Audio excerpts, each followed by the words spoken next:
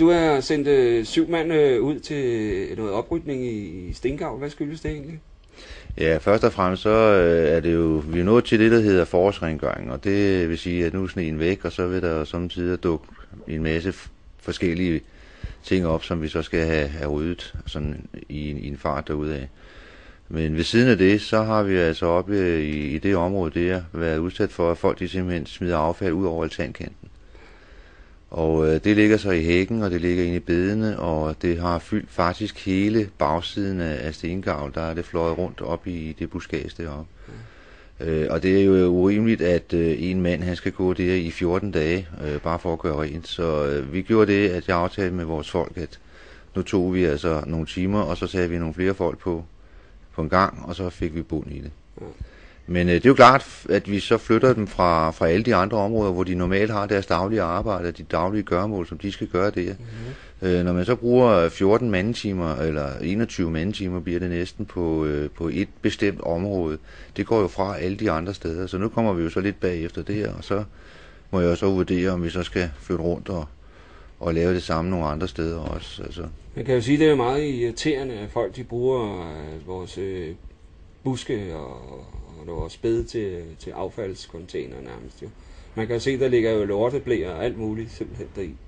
Og øldåser, sodavandsdåser og hvad det nu kan være. Ja, det er stærkt utilfredsstillende. Det, der så kan undre en gang imellem, det er, at når vi så bliver ringet op i kontortiden for eksempel, at folk de skælder ud over, at nu ligger det og flyder rundt omkring op i de arealer der. At man ikke lige tænker på, at det er rent faktisk beboerne selv, der har smidt det ud over altankanten. Og det er, som du siger, der lå babyblæer deroppe og andet uhumsk og uhygienisk affald. Så vi forlanger ikke, at folk skal rydde op deroppe overhovedet ikke. Men man må godt lige tænke på, at det er ud over det sædvanlige, at vi skal sætte så mange timer af til at kunne rydde op i et bestemt område. Hvis vi vidste, hvem det var, så kunne vi i hvert fald rette en direkte henvendelse til folk og så sige, at det her det skal høre op. Fordi det er altså uforsvarligt.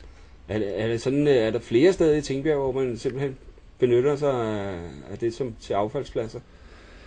Vi har været udsat for det i nogen grad, ja. Jeg vil sige, at det er aftagende deroppe, det har været ekstremt dengang her.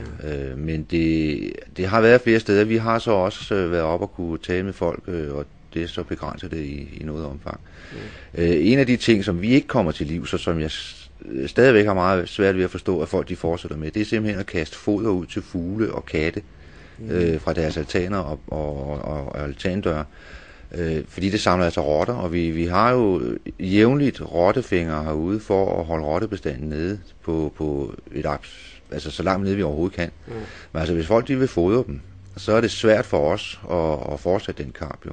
Og det er jo det, der sker med de ting, man smider ud fra altanen. Altså dem, der er stærkest, æder det, og det er altså rotterne.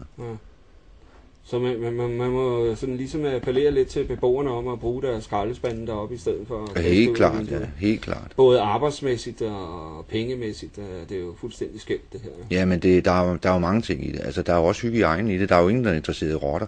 Men hvis man vil fodre dem, så skal man jo altså også regne med, at de kommer. Og det sker. Nu har det jo været en hektisk uge, den her, Viggo. Du kan jo næsten ikke bære mere med alt det her ballade med hærværk og hvad det nu er.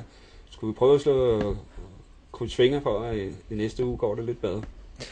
Jamen, jeg kan tage meget, altså, og det kan mine medarbejdere også. Selvfølgelig er det utilfredsstillende, at vi skal bruge så mange ressourcer på at reparere noget, som vi har lavet en gang. Og det er brændt ærgerligt, fordi vi føler jo også med de budgetter, som bliver lagt, at vi vil gerne have meget mere for de penge, som der egentlig er bevilget til os af beboerne. Når vi så skal bruge dem på sådan noget som det her, så føler vi jo, at man stjæler faktisk for de gode tiltag, som vi ellers skulle have været i gang med. Men vi kan holde til det langt hen ad vejen. Vi synes selvfølgelig, det er ærgerligt, og vi skal holde modet op på hinanden og så sige, jamen, det er måske en overgang. Og vi arbejder altså meget tæt sammen med politiet. Vi får oplyst nogle navne, som vi giver politiet, og vi håber så på, at politiet, som i øvrigt har været glade for at få navne, selvom det ikke er en egentlig anmeldelse, fordi vi har ikke nogen øjenvidner. Men de holder fokus på det, og de arbejder hen imod at gribe dem på fersk gerning. Og så falder fars hammer, fordi vi vil nemlig lægge sagen imod dem. Vi vil prøve at inddrive de penge, som det har kostet, når de har fundet de skyldige. Og det er lige meget, om det er mindreårige, eller de er i stand til at modtage en straf. Man kunne fristes at komme med en lille formaning til forældrene om at tjekke deres børn lidt mere, måske. Ja, jeg forstår så heller ikke, at det sker her. Jeg forstår ikke, at der er så udpræget, jeg vil sige, ligegyldighed med, at der er nogen, der render og laver hærværk. For der må være nogen, der ser det. Der må være nogen, der har en kontakt med det, som kan give os en anonym henvendelse, så vi kan komme videre med det her. Vi kan ikke løse det helt alene. Vi kan følge op med det, og så kan vi rende bagefter og udbedre skaderne, og det gør vi selvfølgelig også.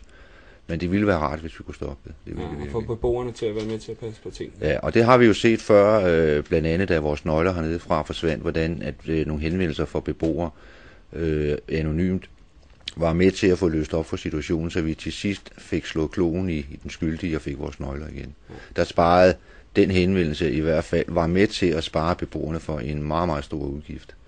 Ja. Så jeg kan kun opfordre til, at man er opmærksom på det her og retter henvendelse til os, hvis der overhovedet er noget at rette henvendelse om. Tak skal du have.